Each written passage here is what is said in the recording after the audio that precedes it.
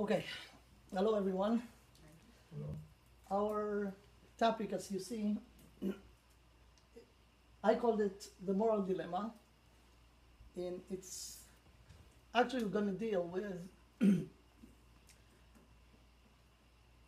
the free will, but in the very high sensitive way of it.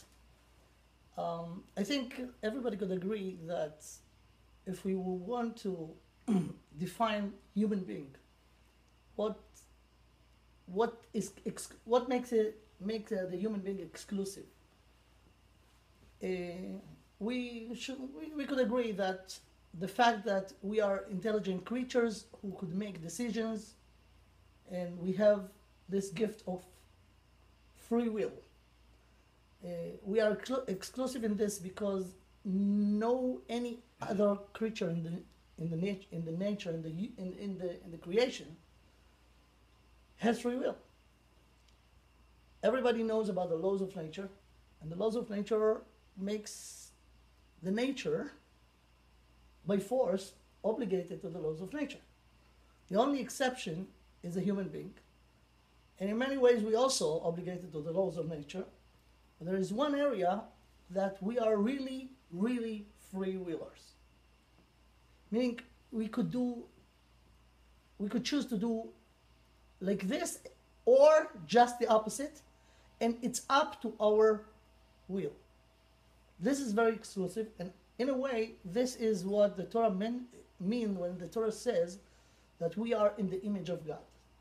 When God created Adam, he said, "Naaseh Adam b'tzalmeinu kidmutenu." And tzelem and dmut in Hebrew is not something that you could relate literally to God, because God is almighty, therefore he is not material. He is not, because material is limited by time and space, limited.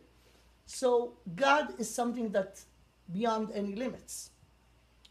When God created us in the image of him, the image in Hebrew, it's not like, in English image, and even in Hebrew, in the literal, it seems like, if you know some Hebrew, tselem, which is betzelem Elokim, the image of God.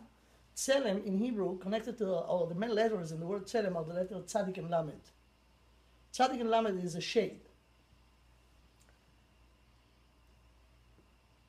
Shade is something that you could understand when you talk about physical entities. When you have a light and there is something that blocks the light, then you find a shade behind it.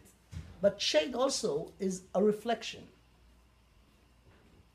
So we are in reflection of God, not physically, because he is not physical, but in this thing that he is the Almighty, meaning he is free willer, and he get no force or any reason direct him or force him to do something. And this gift he gave us.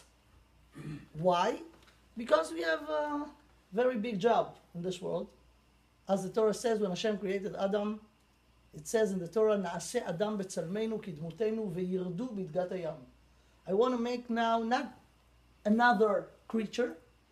I want to create my partner who will run the show. V'yirdu b'idgat hayam, under his hand or under his management. I'm going to put everything, the entire thing, everything that I created will be in his management. Therefore, we got the gift called free will. Now, to be a free willer, to understand to what free will is, I want to put over here this session, this talk, to speak about what is exactly the area of the free will. In order to go into the depth of it, let's just be aware. I'll tell you something that you probably know, but it's very interesting to put it in very sharp way. Many people called free will to things that actually are not in the realm of free will.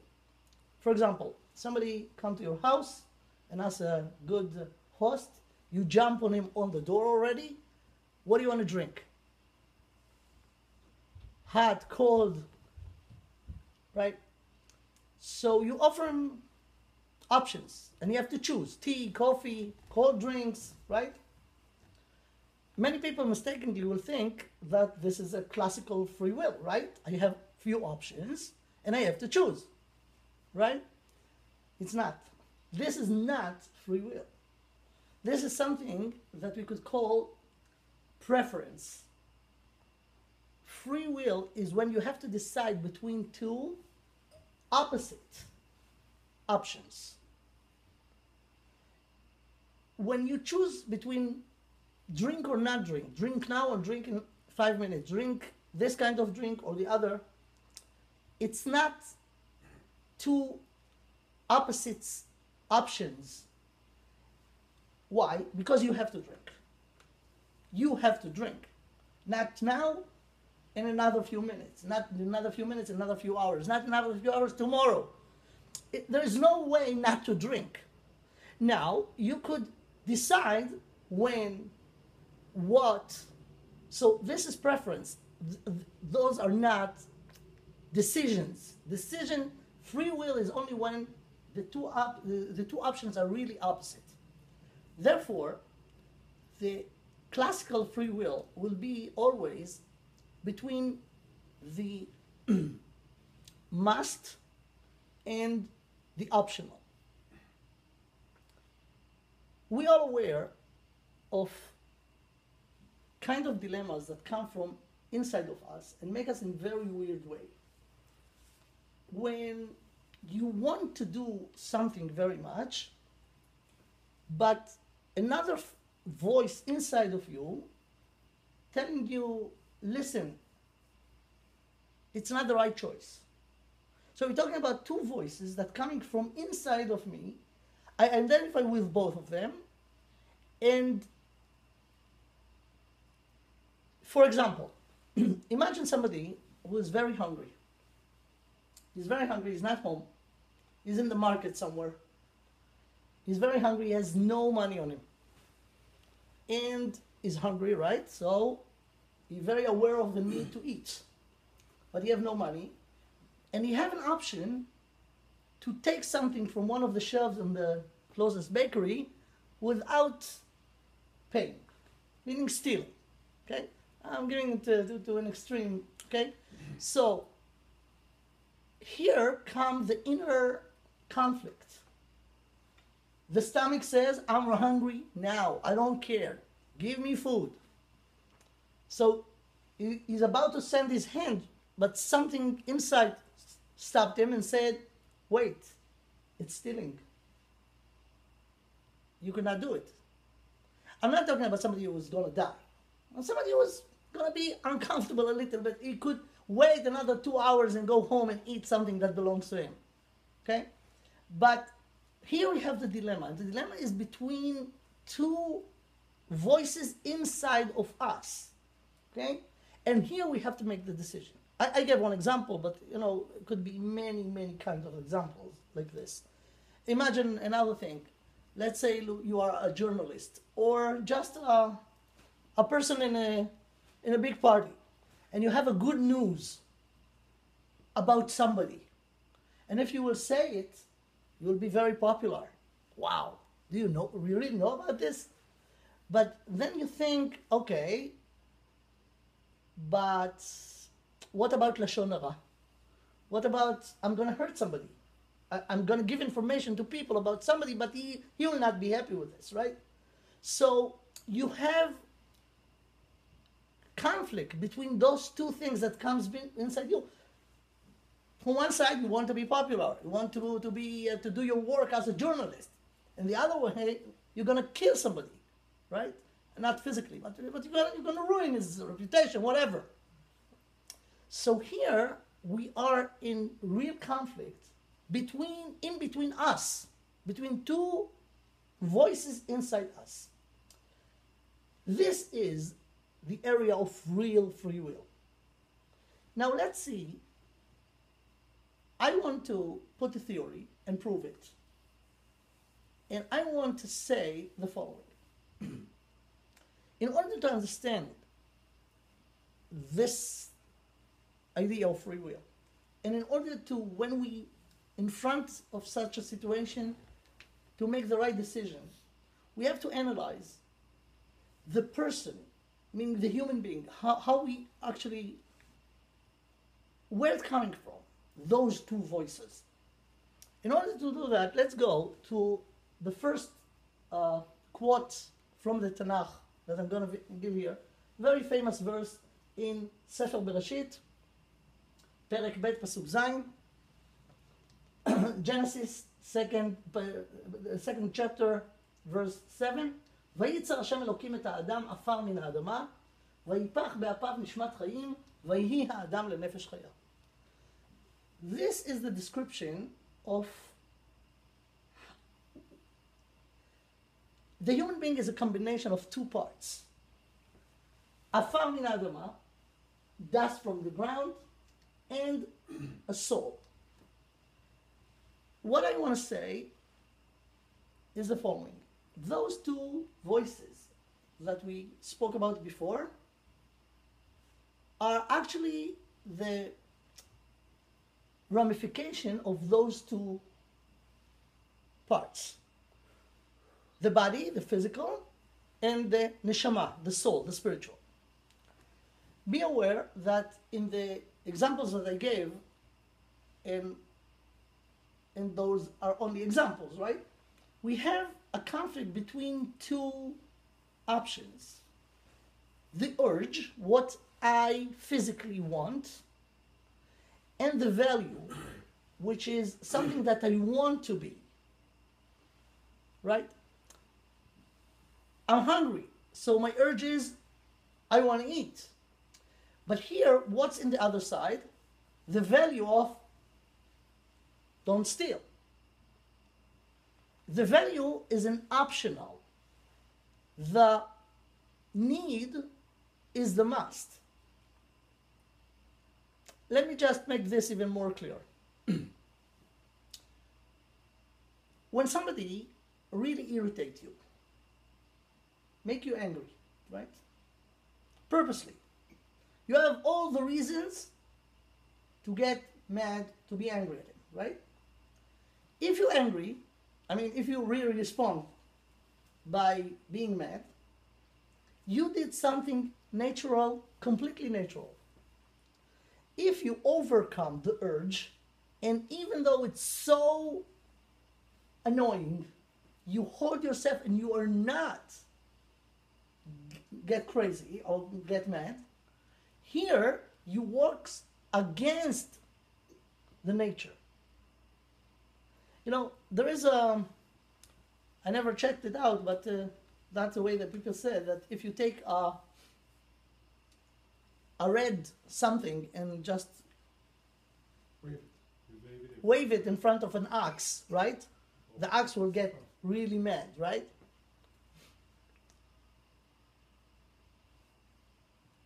The ox he have no choice but to be mad, right?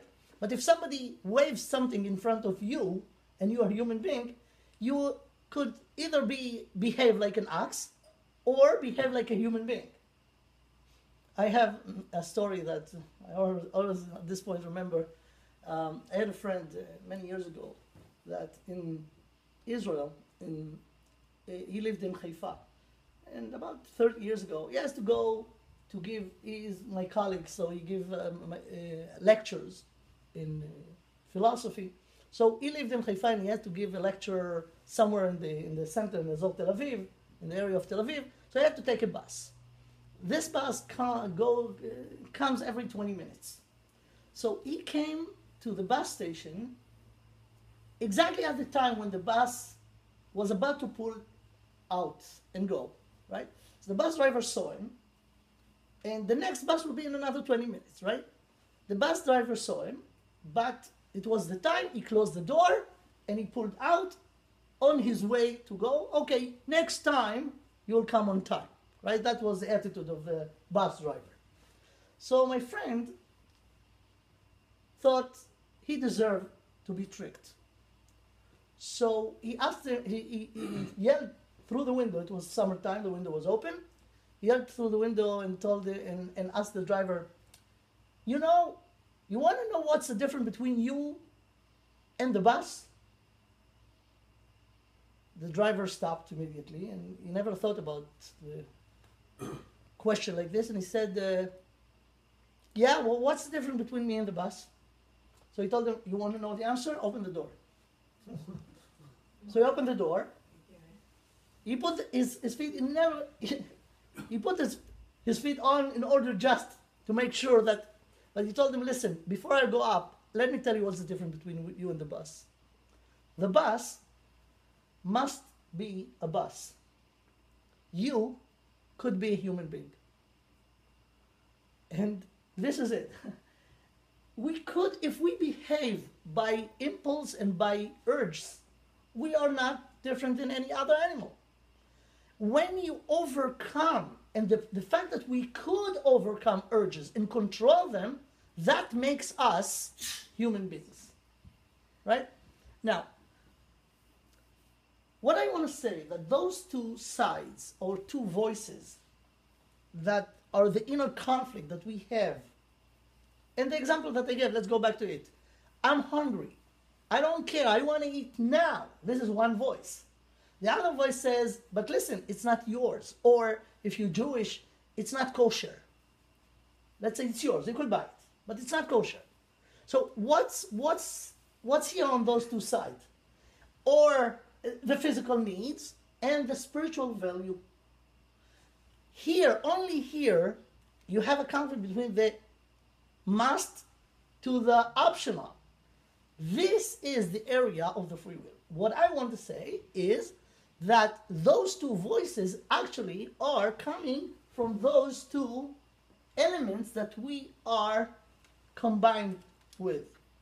The physical and the spiritual. The body and the soul. Now let's see how it works.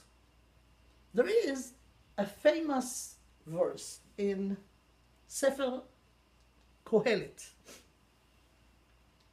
I will never learn how to say it in English, but you know, Kohelet, right? So in Sefer Kohelet, Shlomo HaMelech, which was the wisest person ever, wrote a whole book. The entire Sefer Kohelet is a book about life. What's the chokhmah, the wisdom, the ultimate wisdom that anybody ever heard, which is Shlomo HaMelech, King Solomon, what the wisdom tell you about life. If you knew Sefer Kohelet, it's a very interesting book, but when you start reading it, you could get to a very deep depression. Because you know what Shlomo HaMelech said about life? Havel havalim amar Kohelet, havel havalim hakol hevel. So this is the beginning, you know? Everything is nonsense, it's a bunch of nonsense, everything is nothing. No, now you could smile, this is life. Okay, you do not agree? Live and learn, and you will see. So Shlomo HaMelech wrote a whole book, the vision of the wisdom on life. Many verses over there seems not explained. One of them is this one. He says like this, Umotar ha'adam min ha'behema ayin. There is no benefit or no superiority for the man over the beast. Motar ha'adam min ha'behema ayin. And again, you have to ask yourself, how Shlomo HaMelech could say such a thing? The thing that makes the human being different than the animal is the ability to think, right? And Shlomo HaMelech was not just a thinker, he was the most amazing thinker ever. So how could he say such a thing, that there is no benefit for the man over the beast? The explanation, if you know, some of the people, in some of the nuschot, in the tefillah in the morning, we quote this verse, and we add one little thing that explained it. It's not in the pasuk, but Chazal said this, and they said the continuation is "Umotar ha'adam min ha'behema ayin levad haneshama ha'teor." This is not in the verse, but this is Chazal Ed, in order to understand. So actually, what Shlomo HaMelech says, Shlomo HaMelech said the following. If you take a human being, put next to it any kind of any animal. You choose. A dog, a cat, any animal that you like, whatever. Now, put them next to each other and start to make a list of needs that are in common between a human being and any animal. You'll find a long list. The need to eat, to drink, to sleep, to be in the right temperature, not too hot, not too cold. All of these are in common between us and animal. About this, Shlomo HaMelech says that there is no benefit over the beast. But if you continue the list, you could find out that there are needs that we could find only by the human being. For example, the need for meaning, for being loyal, for many other things that are exclusive to the human being. Those needs are in us because we are human. The other need, all the other things that are in common between us are in animal, are not in us because we are human. They are in us because we are part of the living creature in the world. Only those who are exclusive to a human being are the human needs, right? Now, according to this, when we want to do the analysis, let's take the human being with the two parts, because according to the Torah, I can't go now to details in this, but according to the Torah, you have to know that soul is something exclusive to the human being. Animals do not have a soul. I'm sorry if you have a dog that you really like, but you have to know, according to the Torah, there is something called nefesh. In Hebrew, it's more detailed and more explained. There is something called nefesh and something called neshama, two different things. Nefesh include two things, and this is in common between us and the animals. Nefesh is including it two things: the characters, that's called kochot nefesh, and the power of life. Those two are relate to the nefesh. In the Kabbalah, it's mentioned that the neshama has 5 levels. Imagine a building of 5 stores. Every store has a name. Okay. If you have any ideas about Kabbalah notions, there is an initial. The initial goes Nun Resh Nun Naran Chet Yud Chai Naran Chai, and those are the initials of those 5 stores in the building. The first floor is Nefesh. The second floor is Ruach. The middle floor, the third from down, is Neshama. The 4th floor is Chaya, and the 5th floor is Yechida. Nefesh, Ruach, Neshama, Chaya, Yechida. Only the bottom line, and even not this, but this will be for another shiur. That's a totally different area if you want to learn it in details. Anyway, the nefesh is in common between us and the human being and the animals, because every animal, again, could be alive or not alive, and the power of life is in the nefesh. But the neshama, the soul, the neshama is only by human beings. So if we take now the human being and divide it to 2, let's see. We'll put it like this. This is the man. Here we'll write in the left side, dust from earth, as the Torah says, which is the body. And here, soul of life, which is the soul. Now let's start from this column, which is the in common between us and any other living creature. Okay? This part, as I said before, the physical, any physical thing in the creation is obligated to the laws of nature. Obligated. Meaning, any physical element has no free will to do what it want to do, want to be. There is no free will to do whatever they want to do, because the laws of nature just dictate them what to do. Our body is part of this system, right? We need to eat. There is no free will not to eat. If you'll not eat, you'll die. If you'll not eat healthy stuff, you'll be sick, right? There's not in the things that we have free will in. So let's see, first of all, how this system works.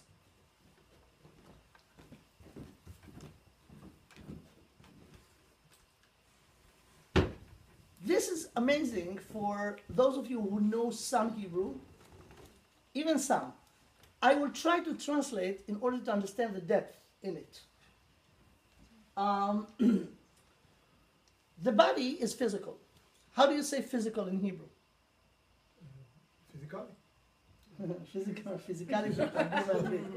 How do you say chomer? Material. Material is chomer. In Hebrew you write it chet, vav, mem, resh. Chomer, okay? It's okay also for those who do not really familiar with Hebrew? I mean the letter, at least the letter, I hope everybody knows, okay? Material is chomer. Chet, vav, mem, resh. Okay? Every material which is chomer is limited, every material in the entire universe, limited by time and space. Meaning there's no any material element that could exist not in space. They need space in order to be there, right? So the space is a limitation. How it's a limitation? It's make this element must be here. Another limitation is the limit of time. The limit of time, in the time scale, we have three imaginary points: the past, the present, and the future. Every material thing limited to be in this scale only here, in this point, the present. You could not be now, 5 minutes ago, and in another 5 minutes in the same time. You must be now. So, now and here are the limits of any material thing. Okay? Okay, let's go on. That means that any material thing is limited by time and space. In Hebrew, material is chomer. Material is chomer. Now, because any material is limited by time and space, it gives the material a quote character, or you could define it. What is the definition of any material? What is the implication of the fact that any material thing limited by time and space? The implication, the must be implication of it will be that any material suffer from lack. Lack. What do I mean by this? Let me give you an example from things that, as I said, are in common between us and the animals. In order to exist, we need to eat. Agree? We need to eat. We need to drink. Dogs also. Now, what is the natural state of a human being? That he is hungry or satisfied? What is the natural state? What do you think? Satisfied. There's the natural state. I do not agree. Sorry. Hungry? I could prove it. Then why do we gravitate? Why do we... Always hungry. I'll tell you why. I could prove it. No. The natural state is that we are hungry. Then why The- do we the strive proof- to satisfy hunger? The proof is very simple. Somebody who's hungry has to do something. He has to go to action in order not to be hungry. He has to eat, right? Somebody who ate and completely satisfied do not need to do anything in order to be hungry again. You just need to wait. Some people 2 hours, some people 2 minutes. But they will be hungry again without doing anything. In order to not be hungry, you have to do something. You have to eat. But in order to go back to be hungry, you do not have to do anything. You're going there anyways. So that put you always in the state that you always suffering from lack. Any time that you feeling this lack, it always will be temporary and local. Same thing with drink. Same thing with tiredness. The natural state of us that we are tired. Again, the same proof. Somebody who's tired needs to sleep in order not to be tired. Somebody who slept, let's say, for 10 hours and they woke up completely not tired, right? They do not have to do anything to be tired again. They have to wait or come to a lecture and they will feel that they're tired. Right? So you're going back to the natural state, and the natural state is this, is lack. And this is because any material is limited by time and space. Limitation cause you always going down to the emptiness, and you need to refill it, and the refill is always temporary and local. Okay? This is the nature, that's the way we work. In Hebrew it's amazing because material in Hebrew is chomer.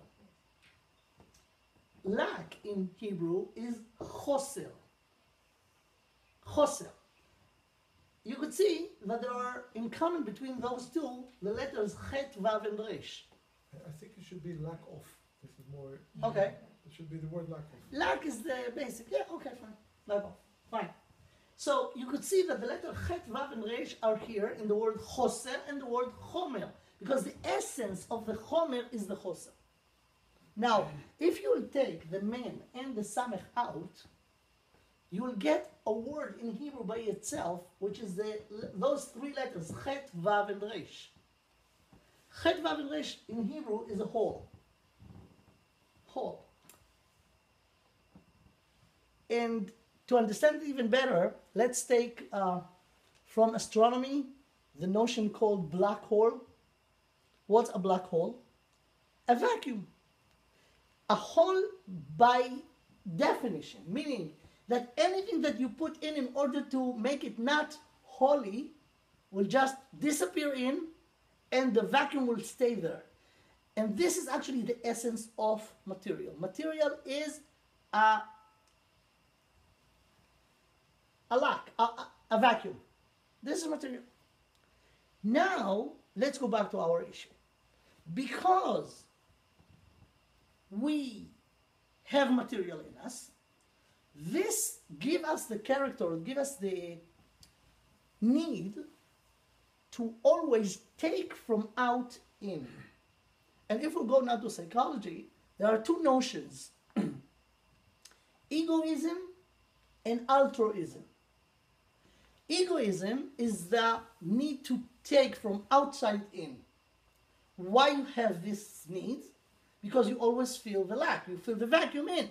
So you're taking from out in. There is an amazing thing that exists only by human being, which is a need to give. A need to take from in out. You could give from in out only when the in is rich and could give. As you know, probably, unless you're in very, very special society, many people around us, including in many ways we ourselves, and I'm speaking in mine and only, are takers. We are not giver by nature. People are more takers than givers. Therefore, we so appreciate somebody who is a giver. And many people that give, not necessarily always are givers. You know, when I give, why do I give? Sometimes we're giving, we have the feeling that we are givers, but actually we're doing business. I will give to you in order for you to give me later.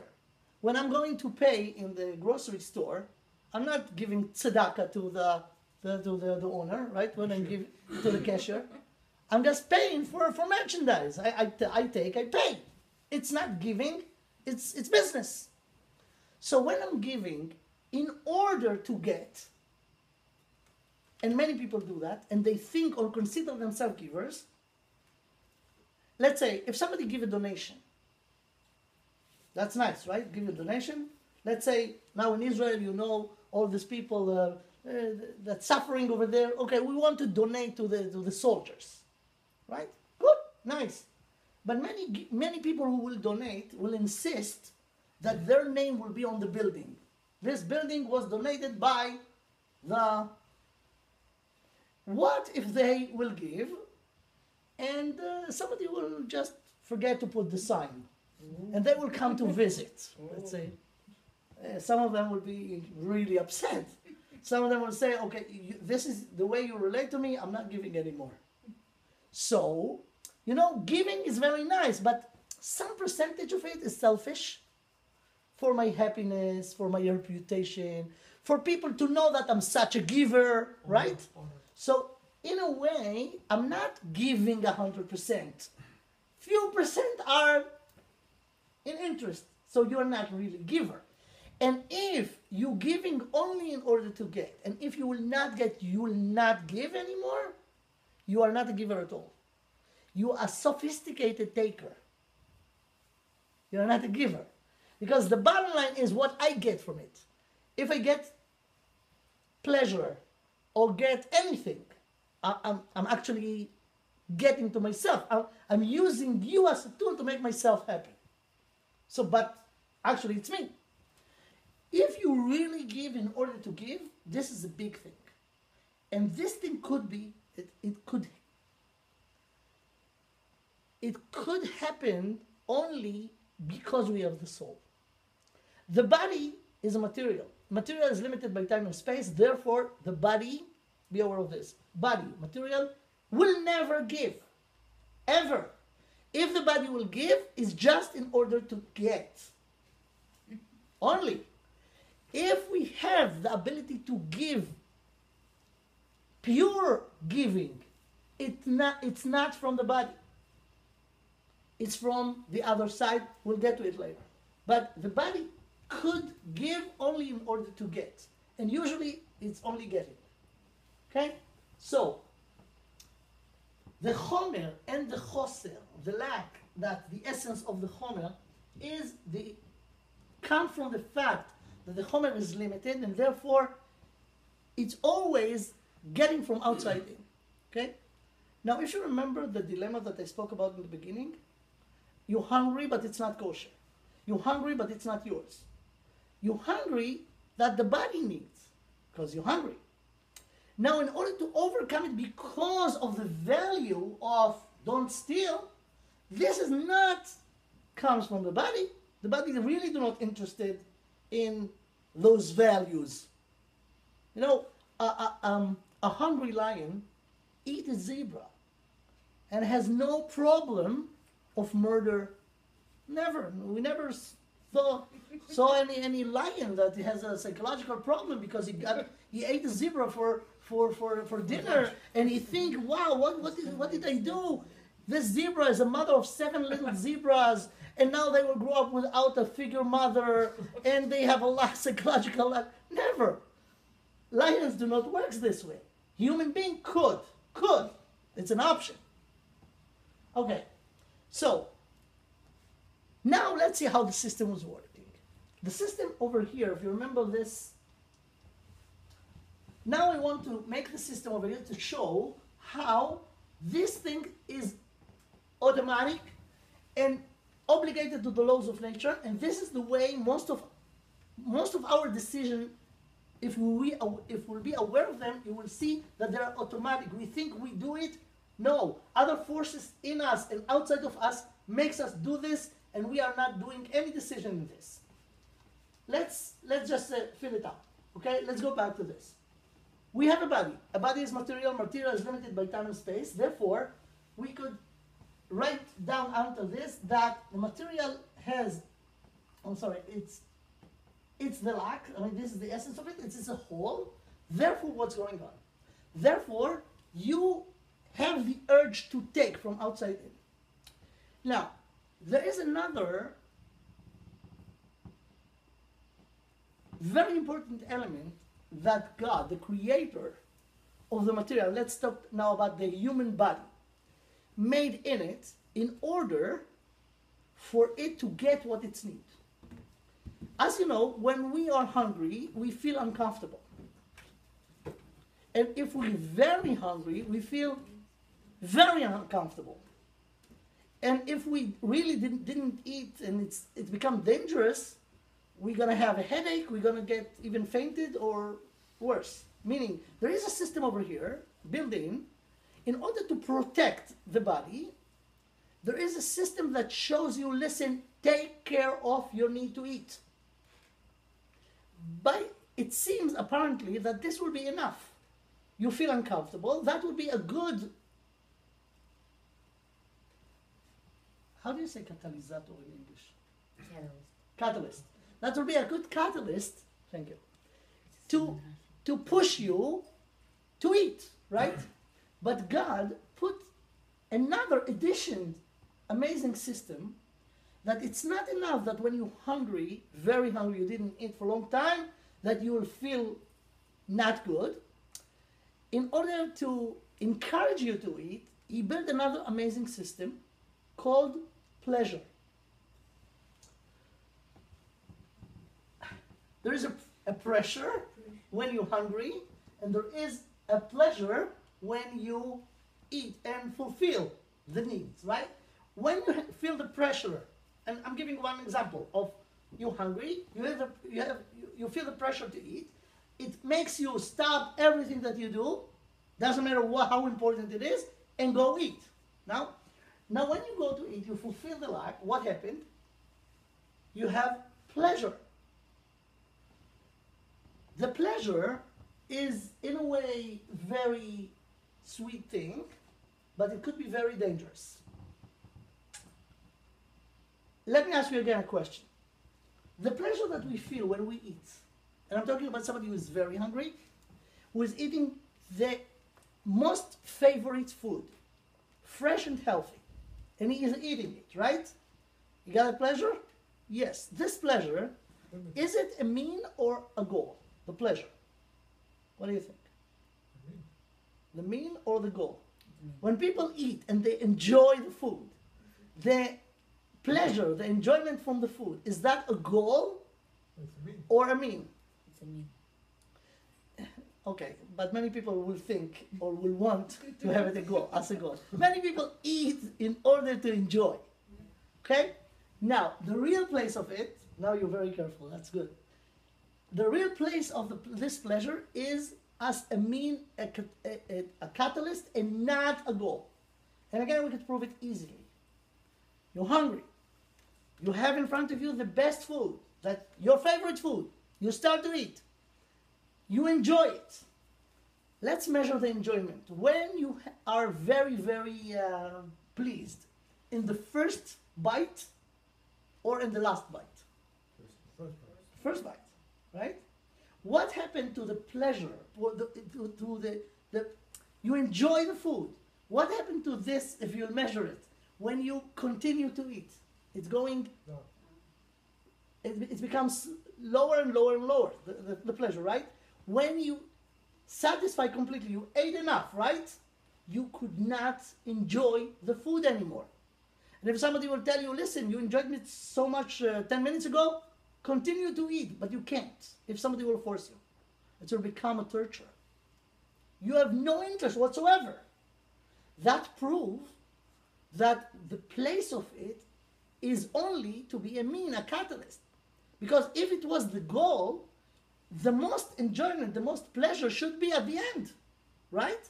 So God put it in the system as a catalyst. Many people are not happy with this, and they want to turn it into a goal. And here they could ruin their life, literally. Because you know what? We spoke about food as an example, if you remember. There are many other needs, physical needs that we have, right? The system is the same system. In every area of any need or any lack of the body. It's very sad for people who like to enjoy, and their goal in life is to enjoy physical. Why it's very sad? Because it goes the same thing with food. You could enjoy any material pleasure only when you do not have it. When you had it, it's not interesting you anymore. You know how sad is that? It's about every physical pleasure. When you do not have it, you feel so miserable, and you really want it. And when you get it, in the beginning, it's very pleasurable. Then, when you get it, it's not interesting anymore. Amazing. You know, in the past, you heard about the Romans probably, if you remember history classes in the high school. The Romans inherit their ideas from the Greeks. And what was the philosophical idea of them? Everybody probably knows what humanism is. The modern term, humanism. What's the source of it? Of course, the word human, right? What's human? Human was actually the ideology of the Greeks. After they become the philosophers, the Greeks philosophers, they took the Greek culture from being idol worshippers and make them thinkers, right? Philosophy. What was the idea? Instead of God to be in the center, they took the human being and put him in the center. And they admire in a human being two things: the body, sports, Sparta, and the intellect, right? So that makes you a human. Human is the human body, sports, etc., and ability to think. One of the things, I hope all of you are after the dinner, because I want everybody to be discussed by the example that I'm going to give now. One of the things that they say about those Greeks at the time, and then the Romans, they love to please their body. One of the things to please the body is to just eat. Eat. I don't know how to say it in English again. Zlila, lizlol. It's not just eating. It's to eat, aruchat shchitut. How do you say that? Indulge yourself into food, right? Last over food. Yeah, last over food, let's say. Okay, imagine 10 aristocratic members of high society in Rome. They decided to make a party around food. Okay, they ordered for 10 people 100 portions. Fancy food. They start eating. They have a problem. One big portion is enough for even really big guy. But after they finish it, there is a lot of food left. And it's baltashchit. What are you going to do with this? You're going to throw it to the garbage? So they need to eat. They have a problem. You could eat as long as you're hungry. When you ate and you have no more room, what are you going to do? So they said about them that they have servants. One of the servants was chosen according to the length of their fingers. Why? It's very important. Because after they finish eating and they want to eat more, they made themselves throwing up, empty, in order to be able to eat again. Those of them who were so, could not do it themselves, the servant will help them to do it. So it's disgusting, right? But it's more disgusting intellectually than what actually happened. No, I never understood how somebody who ate and threw up could eat right immediately after that. You need a recovery of 2 hours, 3 hours, sometimes even 3 days. They have no problem with this. Okay, I could live with this. But what's really disgusting over here? They want, their goal, their philosophy is to please the body. But they face a problem. You could not please the body. You could please the body only when the body has a lack. Now the body is not. What are you going to do? So they didn't give up their ideology to enjoy food. They said the following: I want to enjoy food and nobody going to stop me, even not the nature itself. And if the nature will stop me, I will force the nature to let me have my pleasure. It's disgusting. This is the twist. This is the perversion over here. Now, sorry that I'm going to say the following. If you think this is something disgusting who belongs to the past, you have no clue how the modern Western society tricked us today in the same exact way. You know what's the problem, as we said? You could enjoy any physical pleasure only when you do not have it. When you had it, it's not interesting anymore, right? What's the problem? Go outside, ask any American kid, or not kid. But what's the purpose of your life? Why do you wake up in the morning? Why do you go to college? What do you want to get? What is your goal in life? Everybody will say something else, right? I'll tell you the bottom line. The bottom line is a very simple word called fun. I want to have fun. Some people will have fun when will be a doctor, a professor, everybody will honor them. Some people will have different kind of fun, but the bottom line is I want fun, and many people, when they say fun, they mean physical fun. Okay, what's the problem? Fun is physical enjoyment, right? You could enjoy physical only when you do not have it.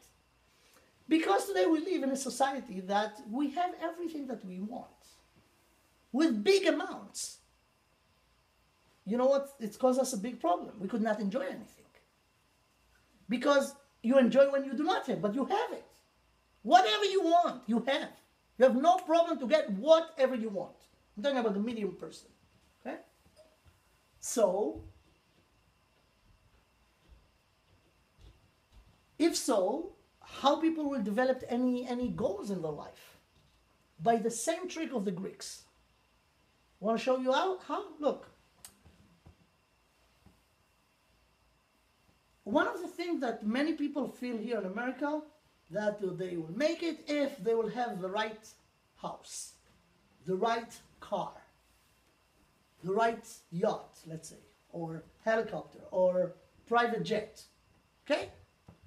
So they work hard, invest a lot of energy to get a degree, to make money, to have the right house. So everybody will know this person is a real, he has a nice house. Okay, you got the house. I'm not talking about somebody who won the lottery. Somebody who worked hard for this. So he wasted or invest if you say, 20 years, 30 years, 40 years, he got his dream house. Okay, now what? I have the house. I have the car. Now what? I have it. You know, when you got to a new house that was your dream house, in the first 2 days, you're very happy. But after a year, okay, you had it already. Yes, the best, I don't know, the top of the line car. Okay, you got it. It cost a lot of money. You get it. You got it. After a year, it's another used car. Another used car. So what's the point? So what we have to do in order to continue feeding this ideology, The trick is the following. I'll give you an example from a phone or a car. What phone are you using? iPhone 6? Nice. But you know, there is iPhone 7. iPhone 7 is much better than iPhone 6. Right? So, the goal that you had a year ago to get iPhone 6, now iPhone 6, come on, it's not for me. Everybody has, I want something special in order to be special, so I have to get iPhone 7. Same thing with the car, same thing with the house. Where are you located? Over here. Listen, in Beverly Hills there is a very nice villa for sale. This is your goal. And the next goal will be, and you go from goal to goal to goal to goal, but it's the same thing. You're not really growing, and you're wasting all your time, and you feel this is the meaning of your life. Meaning, what actually they did? Remember the story about the Greeks? You satisfy, you have it, you do not need anymore. But in order to continue this philosophy of I want to enjoy because this is the purpose of life, they make for us a fake goals. And we all falling in the same trap. And we're wasting our life to this is the goal, physical. And it's endless. And this is it. And you do it from the age of 20 to the age of 70, 80. And many people just live their life in this level, physical. And the physical is very frustrating, the pleasure to make it as a goal in life. Okay, where are we going from here? We did only half, but this is the way it works. And actually this is the way it works by animals also. This is, as I said before, is not something special that relates to us as humans. Animals also has the same system. They build from material, the material going always to the lack point of it. It causes pressure. The pressure make you go and fulfill it. When you fulfill it, you have a pleasure. The pleasure is temporary. When you're done, you're hungry again, and it goes again and again and again and again from the age of 20 to the age of 90, and then you are tired and old, and then you die, and that's it. This is the physical. We, as human beings, has another system in us. And many people do not aware of it, and here they're missing everything. And this is actually what I want to say. Let's go to fulfill this side of the other column.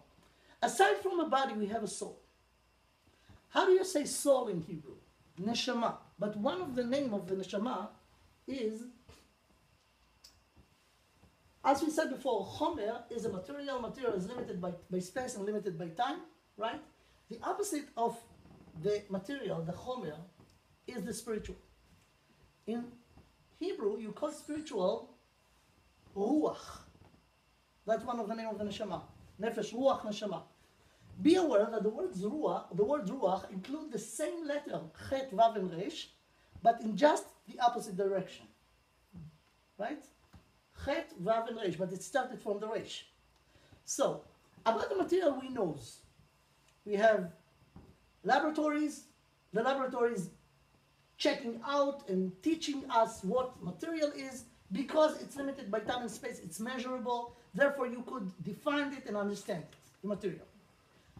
The other thing, the spiritual, is something that's not limited by time and space. Therefore, there is no laboratory who could define what spiritual is. And many scientists, many, not all of them, but many of them said, who said that there is such a thing at all? Maybe it's just, a belief, a fairy tale. We know from the Torah that there is a neshama, and we know from the Torah that the neshama is just the opposite of the body. Because the letters, not just because of it, but this is in it, the letters are just the same one, but in the other side, the other way, we know about the spiritual the following. Material is limited by time and space. Spiritual is not limited, not by time and not by space. What is the opposite of space, of limited by space? In Hebrew, it's called Ein Sof.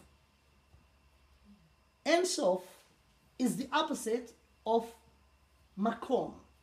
Makom, space, is limited. What's Makom? It's a space that has a beginning point and the end point, right? This is makom. The opposite of makom is en sof, meaning there's no beginning point and end point.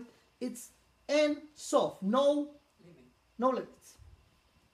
The opposite of time in Hebrew is netzach. Netzach is not a minute after minute after minute after minute, endless. Netzach is eternity. Eternity is no time, no past, present, and future. Everything is steady forever. This is Netzach. So in us we have this entity, spiritual entity, that's not limited by time and space. Now, if we go back here, because the material is limited by time and space, the essence of it is a lack. It's always limited. Anything that you will put will be local, meaning limited by space, limited by time, and therefore you will find yourself again, needs again and again and again, because the essence of the material is lack, right? If a spiritual is just the opposite, what the spiritual will be not suffering from lack, but will be complete. The opposite of lack is complete. So, because it's complete, it doesn't need to take from outside in. It's complete. But if it's complete, it could make you lazy. I have everything, that's it. But here's the secret. The spiritual part of us, in us, that complete, has also needs. The need is, I'm complete, I want to radiate and give what I have from inside out. And there is a pressure, over here the same thing, pressure, but this pressure comes from the essence of the spirituality. The essence of the material is lack, therefore the pressure is, I'm missing, I want to take from out in. Here there is a different kind of pressure. I'm complete, but I could not stay complete for myself. I want to give to other. I want to radiate. So it's the same pressure. Imagine a balloon that is very full of air. It's full, right? But there is a pressure in. The pressure is that it wants to radiate it. It wants to give it out. So from our not physical part, we have an urge, a need to give. To give. Because we are complete inside, in the spiritual, we want to give. When you're giving, there is a pressure. So the pressure makes you what? Makes you want to give. We'll go back to this, and I'll show you what's written over here. It's a parallel to this, but just before that, and we're going to complete it soon, the entire lecture. Let's see some of what we just learned now. You see this? This is a human being. Right? It looked like a human being? A square one? Okay. As we said, a human being is including two things.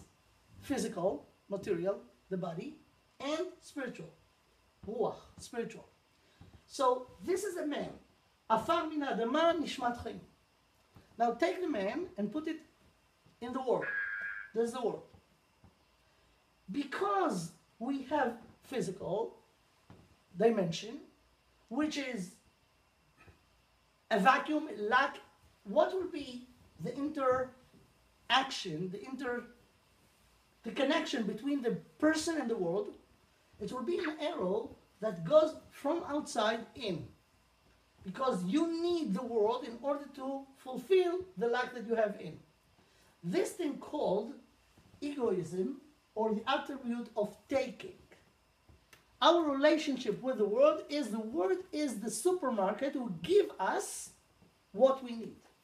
This is one arrow. This goes to the lower level of us, which is the physical. Because we have a spiritual dimension, there is another arrow. But this arrow goes just to the opposite direction, from in out. And this is the thing that called altruism, the attribute of giving. Actually, those are the main two players in the field of the free will. If you take any real dilemma, you'll find out that the bottom line of it is the need to give versus the need to take. This is it. And this comes from the fact that we are a combination of spiritual and physical. Therefore, because we have a need to give when we feel complete, the pressure of the spiritual, because it's completed, is leading us to fulfill the need to give. Now, what happened if you're really giving? Really giving, I mean, not giving as a business. I will give in order to get. Give in order to give. Right? What will be the outcome of it? Same thing. We'll get pleasure also, right? If somebody really gives something, sometimes, feel great. It feels amazing.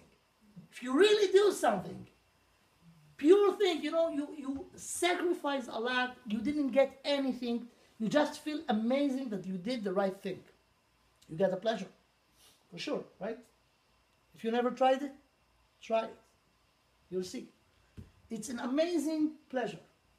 So if you take those two systems, you will see that the last three steps are the same.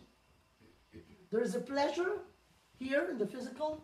The pleasure make you to fulfill the lack. There is a pressure. The pressure will make you to fulfill the lack, and then you feel pleasure. Over here, the same. You have different kind of pressure to give. When you give, you fulfill the need to give, you got a pleasure. So actually, what really moves us? What is the engine that moves every person to do whatever they do? Pleasure. Pleasure. Therefore, many people made such a mistake about the pleasure. Pleasure is the purpose of life by many people. It's actually not the purpose. It's the main thing. The main engine is a pleasure. But what many people do not know that there are two kinds of pleasure. There is a physical pleasure and there is a spiritual pleasure. And they are completely different. Spiritual pleasure is more satisfaction. Here's the difference. Physical pleasure, as we said before, is so frustrating because it's never lasts. You enjoy it while you need it. Then when you had it, it's gone forever. If anybody will try to remember the amazing ice cream that we had last summer in a very hot day, aside from nice memories, you will not feel any pleasure today. You will feel, oh, so chaval that I don't need it now. I don't have it now. But it's not give you any pleasure. Any pleasure that was in the past, any physical pleasure, gone, die forever. But any spiritual pleasure that you ever have, real one, will stay with you forever. Forever. Let me just give you, we are finishing. This is the last thing. Let me give you an example.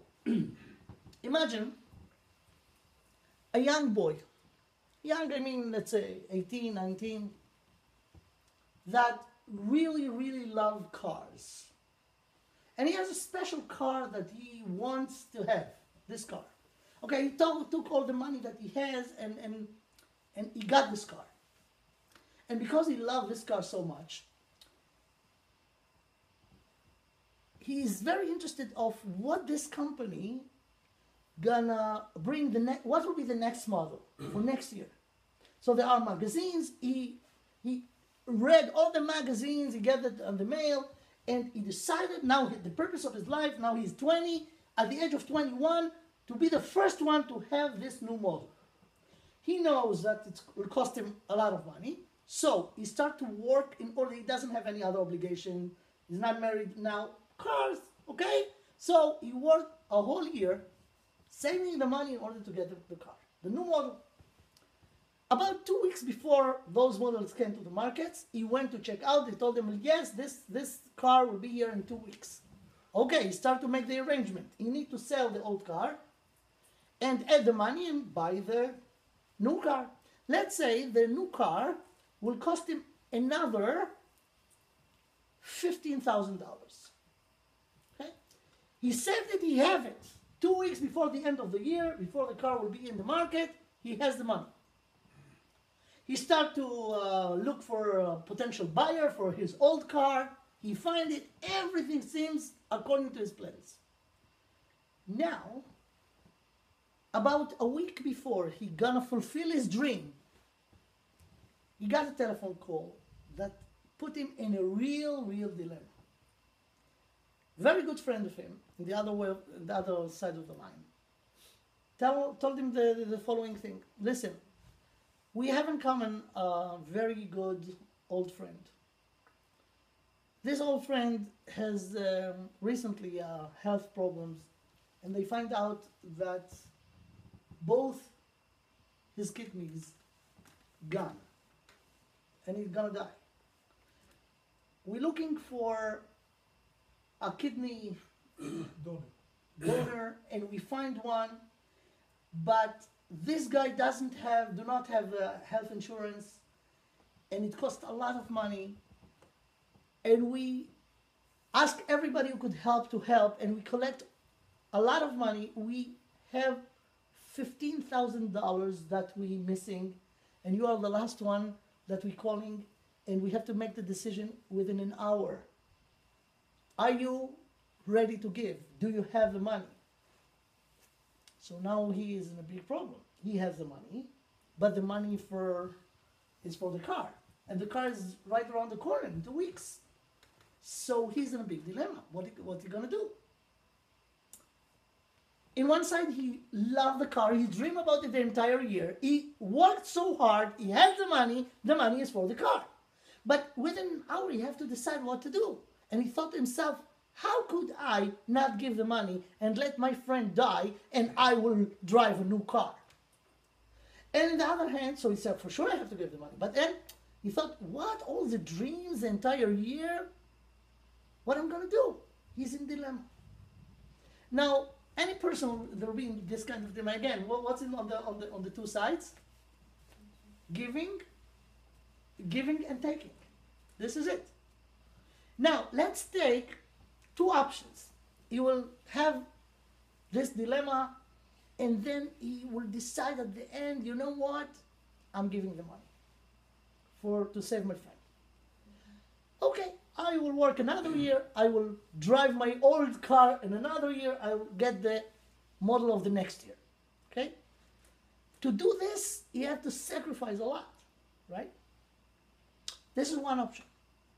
The other option, he has a dilemma. He was eating up himself inside, and then he decided, I could not give up the car. But again, what I'm gonna do? I'll have a new car, and my friend will die. So he did something irresponsible. He said, you know what? I'm not giving up the car because it's very important to me. He went and he took a loan of $1,500,000, and he gave them the money to save his friend. Meaning, in both cases, he saved a friend. But in one case, he gave up his car, and the other case, he took a loan when he had no clue how he's gonna pay it back, but he could not give up the car, right? Now look at this two people or two kind of decisions. Let's start from the one who gave the money, who didn't give up the car and took a loan.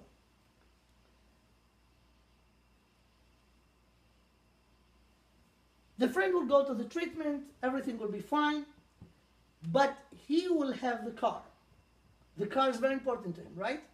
When you get the car, you will have pleasure to drive it? Yes, for sure. It's a new car, his dream car, right? How long he will enjoy the car? How long? 5 years. In a good case, 1 year. Until it breaks. Why? Because in another year, there will be another used car, as we said before. In the worst case, if he will buy the car and his friend or the neighbor across the street will buy the same car 5 days after. So he will not. But you know what? Let's be large with him.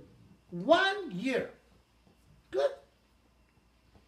The person who gave us the car and give the money to save his friend, he will drive another year with the same car. What happened to him when we will go home? And after he made the decision, he could stand in front of the mirror, tap on his shoulder and say, you know what? I'm really proud of you. I'm really proud of you. It was so important to you, but the value, the friendship was even greater. you did the right thing, you will have a pleasure. Amazing. I mean, in the beginning when he has the debate, it's hard. But after he makes the decision, he could feel great with himself about what he did. Right? Now imagine 14 years will pass. He forgot completely about the car and about the friend. He is married now, he has a family, forgot completely about it. He got the mail every evening, and most of the mail are bills and other tourists. He got in the mail 14 years after invitation to the bar mitzvah of the son of the friend that 14 years ago, he, because of his money, he sent him to a kid, to the treatment with a kidney, he saved his life, he got married, he has a kid, and now he invited to the bar mitzvah. What will cross his mind 14 years after? A great pleasure and a great happiness and satisfaction. He will come to the bar mitzvah and he will tell everybody, you know what? This kid, I have part in it. If I will not save his father, he will never come to this world. Another 10 years will pass, and he will get an invitation to the chatuna, to the chasana of this kid. He will tell everyone. 20 years after, 50 years after, the pleasure will be there and will never leave him. And this is the difference between a physical pleasure and a spiritual pleasure. Physical pleasure, it doesn't matter how big it was, it's gone after the act is done. Spiritual pleasure will live forever. And this is actually what we have to take in consideration when we have such a conflict. It's very logical. How to decide when you have a physical pleasure versus a spiritual pleasure? What we have to do? What is the right way? I'll tell you, this is the last thing. The quality of the pleasure is dependent by how long it lasts. And this is it. And if we would be aware of it, could help us make the right decision, because it's not easy. The temptation to go for the physical, that immediate right here, is so big. But if you think long term, you will see that pleasure could be tricky. There are two kinds of pleasures. Many people do not aware of the spiritual pleasure.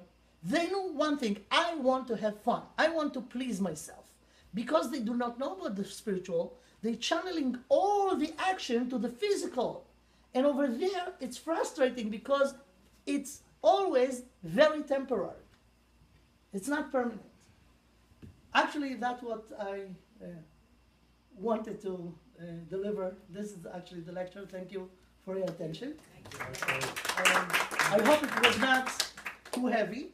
That's not typical lecture. Usually I have different kind of lecture, but this was, I think it was, this one is important because it's relevant to, if you understand it and could internalize it, it could change your life. It could really give you different way of looking on things, and that's what we could do there.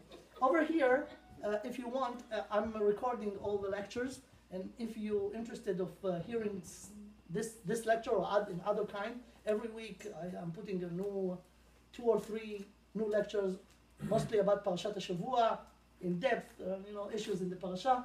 So I have a channel in YouTube. This is the address, and I have Facebook. If you want to be my friend, I'll be more than happy to be friend of all of you and your friends, and spread Torah this way. And that's it. Thank you very much for your attention. And thanks to the Baalei Habayit for the hosting this. And thanks Shai for arranging this. Thank you. Thank you for everybody for coming. I hope you achieve great pleasure from this lecture today. And I also trust, I'm trying to organize more lectures, and it's all depends upon your help. If anybody can feel generous enough to donate whatever you can toward future lecture in our area, I'm trying to hopefully manage it every month or every 2 weeks, according to the means and the needs of the community, and hopefully the turnout that people come to the lectures. So I put a plate outside next to the staircase, right on a